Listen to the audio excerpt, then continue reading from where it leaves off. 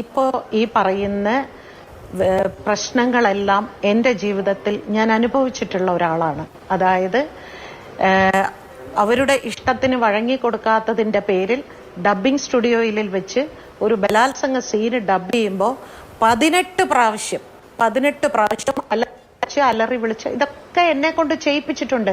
ഒടുവിൽ 19 ടേക്ക് 19 എന്ന് പറഞ്ഞപ്പോൾ ഞാൻ പറഞ്ഞു, വെരി സോറി സാർ, താങ്കൾ ഉദ്ദേശിക്കുന്ന എന്ത് തരത്തിലുള്ള നിലവിളിയാണെന്ന് എനിക്കറിയില്ല എന്ന് ഞാൻ ഇറങ്ങിപ്പോന്നിട്ടുണ്ട്. അന്ന് ഞാൻ ഇറങ്ങി, അത് എത്ര വർഷങ്ങൾക്ക് മുമ്പാണ്. ആ സംവിധായകന്റെ പേര് എനിക്കിപ്പോ പറഞ്ഞിട്ട് ഒന്നും ചെയ്യാൻ പറ്റില്ല. അയാൾക്കെതിരെ ഒരു കേസ് എടുക്കാൻ പറ്റില്ല, ഒന്നും ചെയ്യാൻ പറ്റില്ല. പിന്നെ ഈ മുറിയിൽ തട്ടുന്നത്, ഇതും ഞാൻ അനുഭവിച്ചിട്ടുണ്ട്. ഇതെല്ലാം ഒരു കാലത്ത് പക്ഷേ അവിടെ നിന്നെല്ലാം ഈ ഈ ചെറുത്ത് നിൽപ്പിലൂടെ, അല്ലെങ്കിൽ എന്റെ ഈ എന്താ പറയാ, എന്റെ സ്ട്രോങ് ആയ നിലപാടിലൂടെ ഞാൻ ഭയപ്പെടുത്തി ഞാൻ നിർത്തിയിട്ടുണ്ട്. അതിനുശേഷം ഒരാൾ പോലും എന്നോട് മോശമായ ഒരു വാക്കൊന്നും സംസാരിച്ചിട്ടില്ല. ഇപ്പൊ ഈ പറഞ്ഞ മാതിരി ശരിയാണ്, ചിലർക്കൊക്കെ ഇത്തരത്തിലുള്ള കാര്യങ്ങൾ സംഭവിച്ചിട്ടുണ്ട്, ഇല്ലെന്ന് പറയുന്നില്ല. പക്ഷേ അവർ ശക്തമായി അവരിപ്പോ ഹേമ കമ്മിറ്റിയോട് പറഞ്ഞതുപോലെ ഹേമ കമ്മിറ്റിയോ സർക്കാരോ നീതി കാണിക്കുന്നില്ലെങ്കിൽ അവർ പുറത്തേക്ക് വരട്ടെ.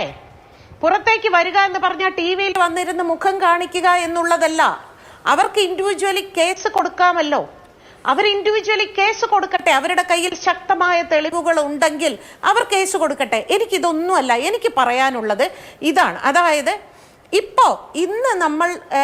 ഇന്ന് നടന്നുകൊണ്ടിരിക്കുന്ന ഈ ഒരു വിഷയം, ഹേമ കമ്മിറ്റി റിപ്പോർട്ട് പുറത്തു വന്നു. മലയാള സിനിമ ഒന്നടങ്കം നാണം കെട്ട് നിൽക്കുന്ന ഒരവസ്ഥയിലേക്ക് എല്ലാവരും ഇതിനെ ചർച്ച ചെയ്ത് ഒരവസ്ഥയിലേക്ക് കൊണ്ടെത്തിച്ചിട്ടുണ്ട്. ഇതിനെ സിനിമാ രംഗം വളരെ ഗൗരവമില്ലാതെ കാണരുത്. ഇത് വളരെ ഗുരുതരമായ പ്രശ്നമാണ്. ഇനിയും ഇത്തരത്തിൽ സമൂഹത്തിന് മുൻപിൽ നാണം കെട്ട് നിൽക്കുന്ന ഒരവസ്ഥ ഉണ്ടാവാതിരിക്കണമെങ്കിൽ ഇവിടെ യഥാർത്ഥത്തിൽ ഒരു അവബോധം ഉണ്ടാക്കണം. അതായത് നിങ്ങൾക്കെതിരെ ഇത്തരത്തിലുള്ള, അതായത് നിങ്ങൾക്ക് വേണ്ട രീതിയിൽ ഭക്ഷണത്തിൽ നിങ്ങളോട് വിവേചനം കാണിച്ചാൽ നിങ്ങൾ അത് ഇമ്മീഡിയറ്റ് ആയിട്ട് നിങ്ങൾ പ്രതികരിക്കണം. എന്നിട്ട് നിങ്ങളോട് അത് കാണിക്കുന്നുണ്ടെങ്കിൽ നിങ്ങൾ പരാതിപ്പെടണം. സംഘടനയോട് പരാതിപ്പെട്ടിട്ട് അത് നടപടിയാവുന്നില്ലെങ്കിൽ നിങ്ങൾ പുറത്തേക്ക് വരണം. ഇത്തരം കാര്യങ്ങൾ അങ്ങനെ എല്ലാ വിഷയത്തിലും. ഇപ്പൊ രാത്രി കാലങ്ങളിൽ ഷൂട്ടിംഗ് കഴിഞ്ഞ് അവർ വീട്ടിലേക്ക് പോകാൻ അവർക്ക് സുരക്ഷിതമായ ഒരു വാഹനം കൊടുത്തില്ലെങ്കിൽ അവർ പറയണം, അത് റിപ്പോർട്ട് ചെയ്യണം. ഇവിടെ എന്താണ് സംഭവിച്ചുകൊണ്ടിരിക്കുന്നത്? എല്ലാത്തിനും ഭയന്ന് ഇവർ മിണ്ടാതിരിക്കും. എന്തുകൊണ്ട്? അവസരം നഷ്ടപ്പെടുമോ എന്ന ഭയം കൊണ്ട്.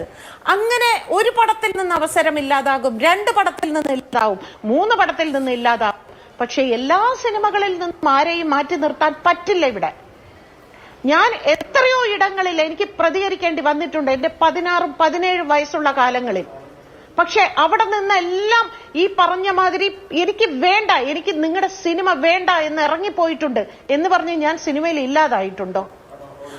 ഇതെല്ലാവർക്കും ഉണ്ടാവില്ല എന്ന് അടുത്തൊരു മറുപടി പറയും. 2024 അതെല്ലാവർക്കും ഉണ്ടായില്ലെങ്കിൽ നമ്മൾ എല്ലാ കാലവും ഇങ്ങനെ അടിച്ചമർത്തി മറ്റുള്ളവരുടെ പീഡനങ്ങൾക്ക് ഇരയായിക്കൊണ്ടേ ഇരിക്കേണ്ടി വരും. അപ്പൊ ഇത് വളരെ ഗൗരവമായി സിനിമയിലെ സംഘടനകൾ മാത്രമല്ല, നമ്മളെല്ലാവരും ഒരുമിച്ച് നിൽക്കുക. പ്രത്യേകിച്ച് സ്ത്രീകൾ കുറെ കൂടി ശക്തരാവുകയും സ്ത്രീകൾ ഇതിനെതിരെ പ്രതികരിക്കുകയും തന്നെ വേണം.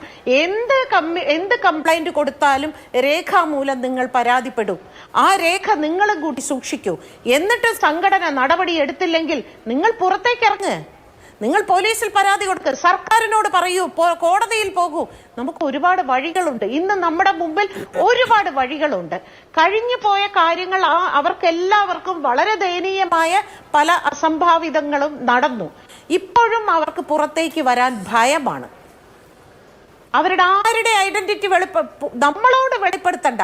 പക്ഷേ കോടതിയിൽ ചെന്ന് അവർ കേസ് ഫയൽ ചെയ്തേ പറ്റൂ. അല്ലെങ്കിൽ സർക്കാരിനോട് പറയണം, സർക്കാർ പബ്ലിക് പ്രോസിക്യൂട്ടറെ വെച്ച് കേസ് നടത്തി കൊടുക്കുമല്ലോ. ഇതൊന്നും ചെയ്യാതെ എനിക്ക് എല്ലാ നീതിയും പുഷ്പം പോലെ എൻ്റെ കയ്യിൽ കിട്ടണം എന്ന് പറഞ്ഞാൽ വളരെ ബുദ്ധിമുട്ടാണ്. സിനിമയ്ക്കകത്ത് എപ്പോഴെങ്കിലും സ്ത്രീകൾ ഒന്നിച്ചു നിന്നൊരു സമരം ചെയ്തിട്ടുണ്ടോ? ചെയ്യണം, സമരം ചെയ്യണം, നേടിയെടുക്കണം. നമ്മുടെ സുരക്ഷിതത്വം, നമ്മുടെ അവകാശങ്ങൾ, സാമ്പത്തിക അവകാശം, എന്റെ യാത്രാ സുരക്ഷിതത്വം, എന്റെ ഭക്ഷണം, ഇതെല്ലാം നമ്മൾ നേടിയെടുക്കണം.